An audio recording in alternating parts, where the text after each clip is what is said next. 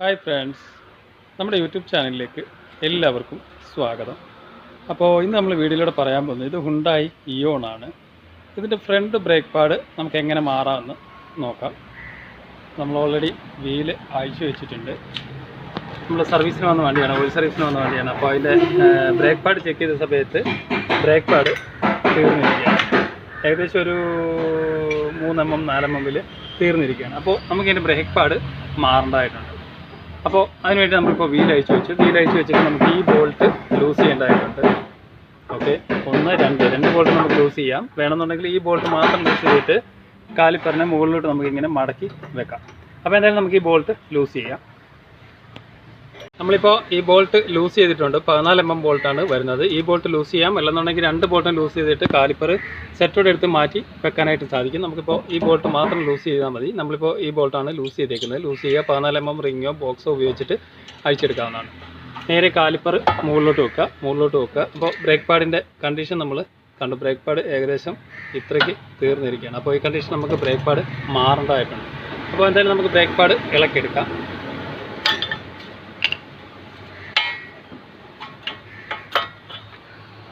Okay, നമ്മൾ brake pad അഴിക്കുന്ന സമയത്ത്, set ചെയ്യുന്ന സമയത്ത് നമ്മൾ പ്രത്യേകം ഒരു കാര്യം ശ്രദ്ധിക്കണം. കാരണം ഈ പിന്ന് അങ്ങോട്ടും ഇങ്ങോട്ടും മൂവ് ആവേണ്ടതാണ്. ഓക്കെ, അതുപോലെ തന്നെ താഴത്തെ പിന്നും അങ്ങോട്ടും ഇങ്ങോട്ടും മൂവ് ആവണം. ഈ പിന്ന് മൂവ് ആവുന്നില്ല, ഇതിൽ ജാമായിട്ടിരിക്കണം. അപ്പോൾ നമുക്ക് ഫ്രീ ആക്കി എടുക്കേണ്ടതായിട്ടുണ്ട്. ഇതിനുള്ളിൽ ഗ്രീസും കാര്യങ്ങളൊക്കെ ചെയ്യേണ്ടതായിട്ടുണ്ട്. ഇത് ഓൾറെഡി ഫ്രീ ആണ്, മീൻസ് ജാമോ കാര്യങ്ങളൊന്നും ഇല്ല.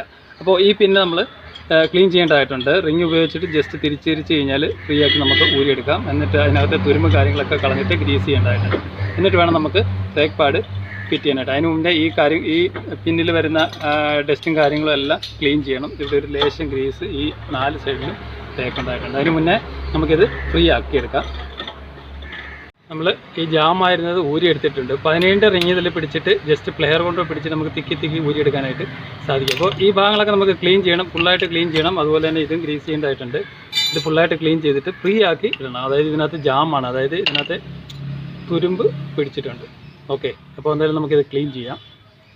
അപ്പോൾ ഇത് എമ്പരി ഉപയോഗിച്ച് ഫുള്ളായിട്ട് ഇത് ക്ലീൻ ചെയ്ത് അതിൻ്റെ പീസിലൊക്കെ തുരുമ്പിരുന്നത് ക്ലീൻ ചെയ്ത് കളഞ്ഞിട്ടുണ്ട്. ഇനി നമുക്ക് ഇതിനകത്ത് ഒരു ശകലം ഗ്രീസ് തേച്ചിട്ട്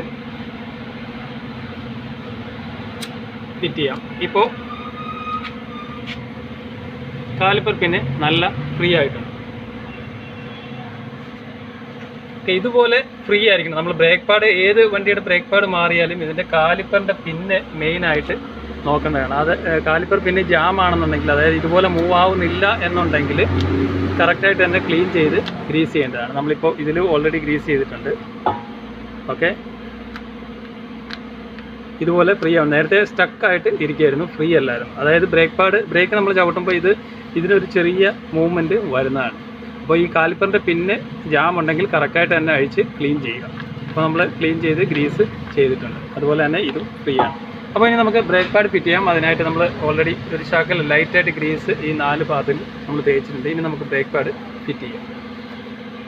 ബ്രേക്ക് പാഡ് നമ്മൾ ഫിറ്റ് ചെയ്യുമ്പോൾ പ്രത്യേകം ശ്രദ്ധിക്കേണ്ടത്, ഇത് ഇയോണിൻ്റെ ബ്രേക്ക് പാഡാണ്. ഈ 2 പെഗ് വരുന്നുണ്ട്, ഇവിടെ 2 സ്പോട്ട് വരുന്നുണ്ട്, ഇവിടെയും 2 സ്പോട്ട് വരുന്നുണ്ട്. അപ്പോൾ ഈ ഭാഗം വരുന്നത് എപ്പോഴും പിസ്റ്റൺ സൈഡിലായിരിക്കും വരുന്നത്, അതായത് അകത്തെ സൈഡിലായിരിക്കും വരുന്നത്. ഇത് കാലിപ്പർ സൈഡിലായിരിക്കും, അതായത് ഈ ലെഗ് വരുന്നിടത്തായിരിക്കും ഈ ഭാഗം വരുന്നത്. അതായത് ബ്രേക്ക് പാഡ് ഇങ്ങനെ അറ്റാച്ച് ആയിട്ടിരിക്കും. കാരണം ഇത് ഇവിടെ ഇട്ട് കഴിഞ്ഞാൽ എന്ത് സംഭവിക്കും, ഈ ലെഗ് വന്നിട്ട് ഇവിടെ മുട്ടിക്കഴിയുമ്പോൾ ബ്രേക്ക് പാഡ് സൈഡ് കൊണ്ട് തേഞ്ഞു പോകാനുള്ള അവസ്ഥകളും കാര്യങ്ങളൊക്കെ ഉണ്ടാവും. അപ്പോൾ അത് പ്രത്യേകം ശ്രദ്ധിക്കുക. ബ്രേക്ക് പാഡ് ചില വണ്ടികൾക്ക് നമുക്ക് ബ്രേക്ക് പാഡ് അങ്ങോട്ടും ഇങ്ങോട്ടും മാറ്റിയിടാൻ കുഴപ്പമില്ല. പക്ഷേ ഈ വണ്ടിക്ക് വരുമ്പോൾ ലെഫ്റ്റും റൈറ്റും തമ്മിൽ വ്യത്യാസമുണ്ട്. നമ്മൾ എപ്പോഴും ബ്രേക്ക് പാഡ് നമ്മൾ ഈ സൈഡിലെ ബ്രേക്ക് പാഡ് എടുത്ത് ഇവിടെ ഇട്ട് കഴിഞ്ഞാൽ, കാലിപ്പർ സൈഡിൽ ഇട്ട് കഴിഞ്ഞാൽ സംഭവിക്കുന്നത് പറഞ്ഞാൽ ഈ പിന്ന് ഇവിടെ ടച്ചായിട്ടിരിക്കുമ്പോൾ ബ്രേക്ക് പാഡ് ബെൻഡായിട്ട് ഇരിക്കും.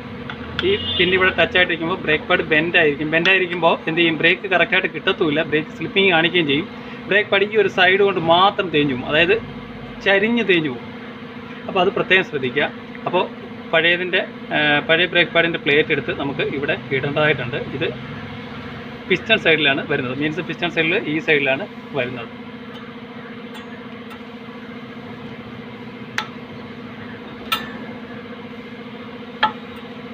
നമ്മളത് ഫിറ്റ് ചെയ്തിട്ടുണ്ട്. ഇനി നമുക്ക് കാലിപ്പർ സൈഡ് ബ്രേക്ക് പാഡാണ്. അപ്പോൾ ഈ രണ്ട് അടുത്ത പിന്ന് വരുന്നത് ഈ ഭാഗത്തായിട്ടാണ് ഇടുന്നത്. ഓക്കെ, ഇനി നമുക്ക്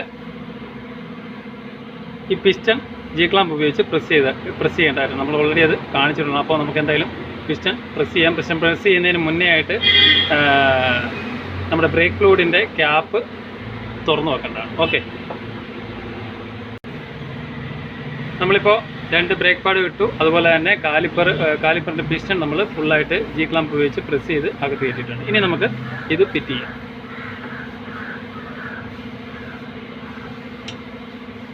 ഓക്കെ, ഇപ്പോൾ നമുക്ക് കണ്ടാൽ മനസ്സിലാവും ഈ രണ്ട് പിന്ന് വരുന്നത് ഇതിൻ്റെ നടുക്കായിട്ടായിരിക്കും. അതുകൊണ്ടാണ് പറയുന്നത് ഈ രണ്ട് പിന്ന് അപ്പുറത്തെ സൈഡിൽ മാറിയിടാൻ പാടില്ല. ലെഫ്റ്റും റൈറ്റും ഇതിന് ബ്രേക്ക് പാഡിന് പൊസിഷൻ ഉണ്ട്. അത് പ്രത്യേകം ശ്രദ്ധിക്കേണ്ടതാണ്.